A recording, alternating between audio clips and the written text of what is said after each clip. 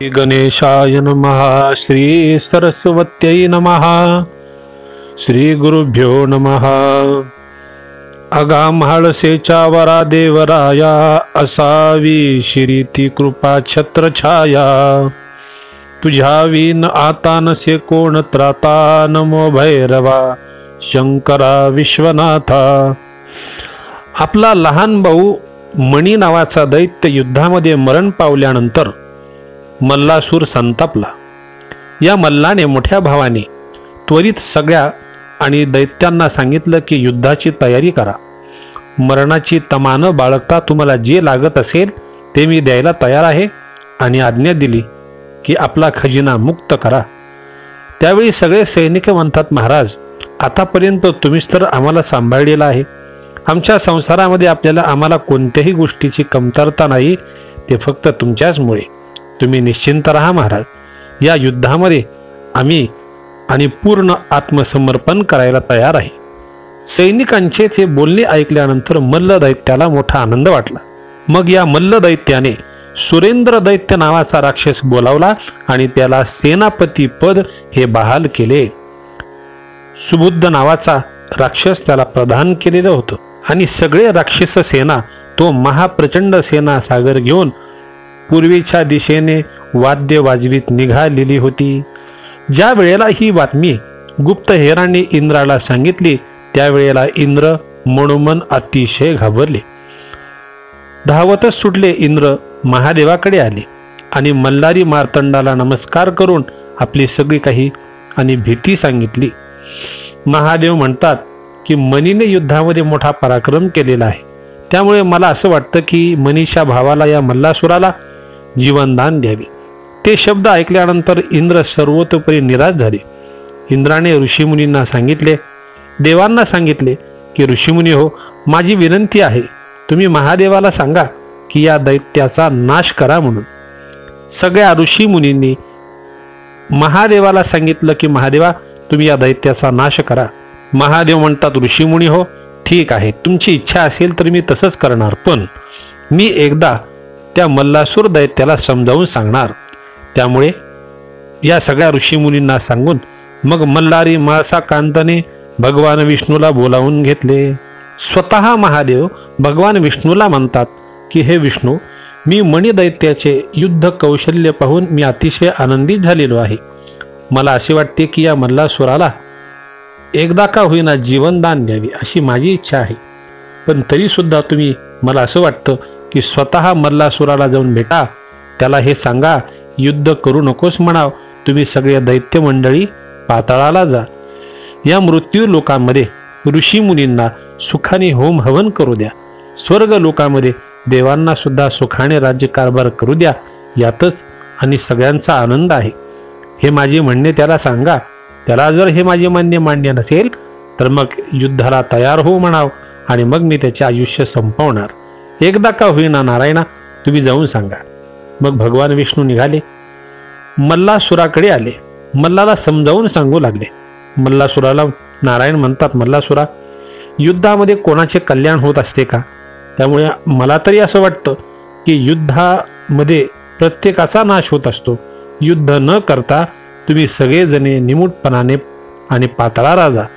देवांना देवांचं राज्य देऊन टाका. मृत्यू लोकांमध्ये त्या ऋषीमुनींना नामस्मरण करू द्या. पण नारायणाचे ते शब्द ऐकल्यानंतर तो मल्लासूर संतापला. मल्लासूर म्हणाला, तुम्हाला काय वाटतं नारायणा, आम्ही काय घाबरलो आहोत का? माझा निरोप शिवाला जाऊन सांगा, महादेवाला. आम्ही घाबरणारे नाही आहेत. तरीसुद्धा भगवान विष्णूने समजावून सांगण्याचा प्रयत्न केला, पण तो ऐकत नव्हता. मल्लासूर म्हणाला, हे विष्णू, तू आमच्या पूर्वजांचा आराध्य देवता असल्यामुळे आम्ही तुला इथे आणि तुझं स्वागत केलेलं आहे. भगवान विष्णू म्हणतात, मी सांगतो त्या पद्धतीने वागा, सगळ्यांचं त्यातच कल्याण आहे.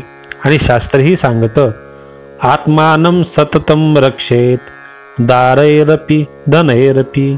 प्रत्येक माणसाने आत्मानाम सततम रक्षेत, स्वतःचं रक्षण करावं. एवढे बोलून भगवान विष्णू शांत बसले, पण मल्लासूर दैत्य काही ऐकत नव्हता. शेवटी भगवान विष्णू निघाले, महादेवाच्या जवळ आले आणि महादेवाला सांगू लागले, हे शिवा, हे मल्हारी माळसा कांता, मी समजावून सांगितले मल्ल दैत्याला, पण मल्ल दैत्य काही ऐकण्याच्या तयारीमध्ये नाही.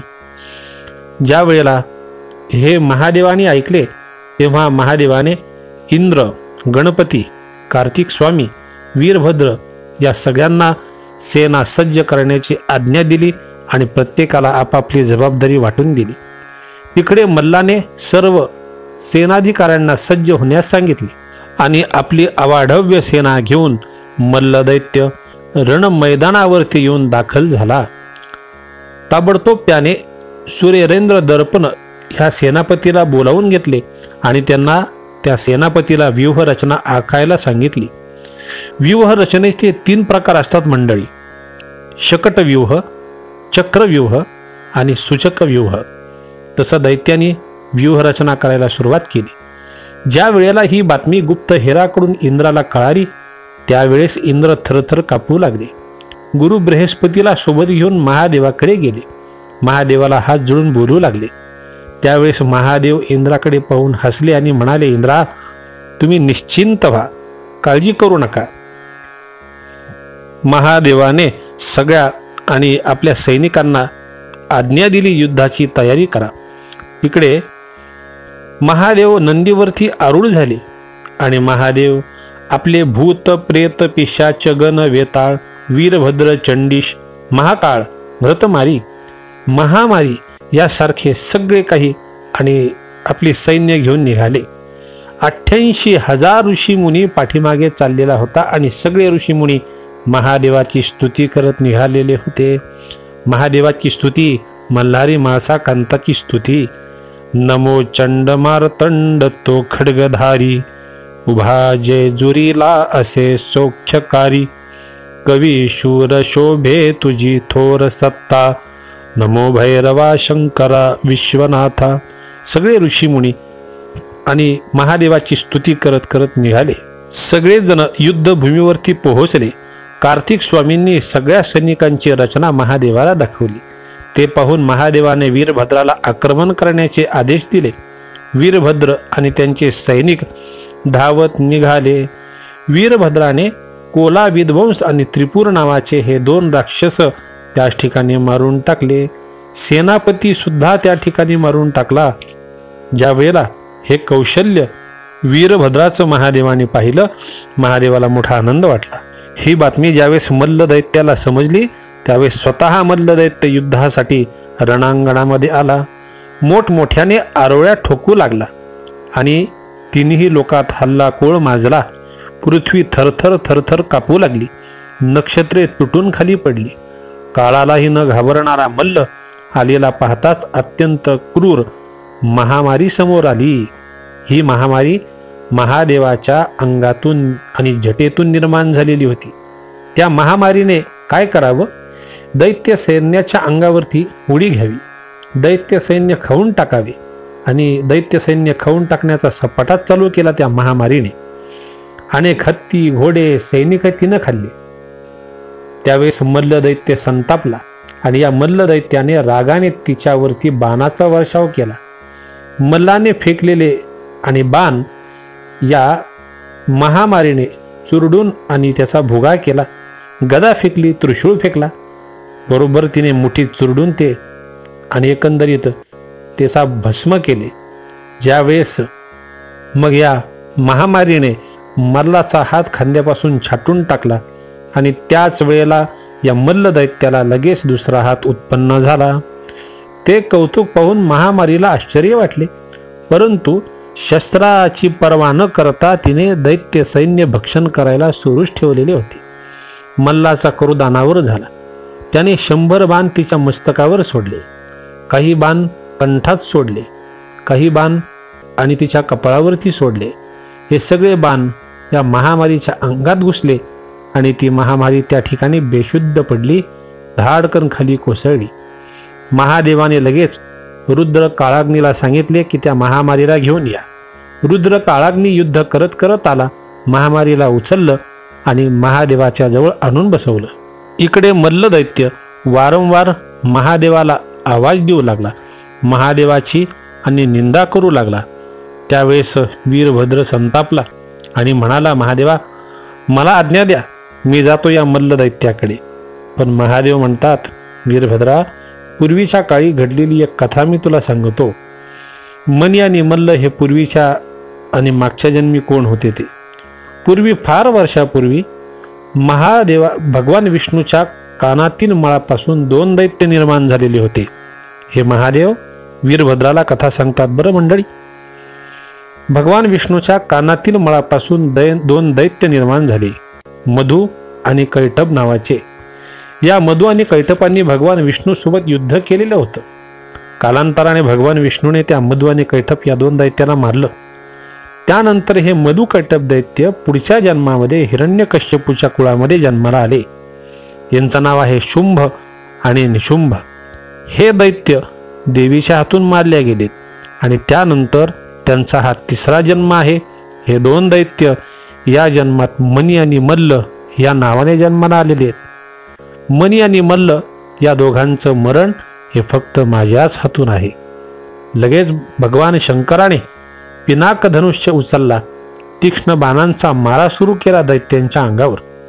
दैत्याने चपळाईने ढाल आणि तलवार आपल्या हातामध्ये घेऊन आणि ते बाण तोडायला सुरुवात केली. मल्ल दैत्य सुद्धा पराक्रमी होता.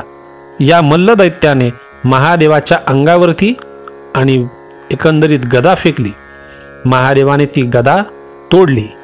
महादेव या मल्ल दैत्याशी युद्ध करत असताना मल्ल दैत्य गुप्त झाला. अंतराळातून महादेवावरती शिळांचा वर्षाव करू लागला. तेव्हा महादेवाने वज्रास्त्र सोडून त्या शिळाचे सगळे काही चूर्ण करून टाकले.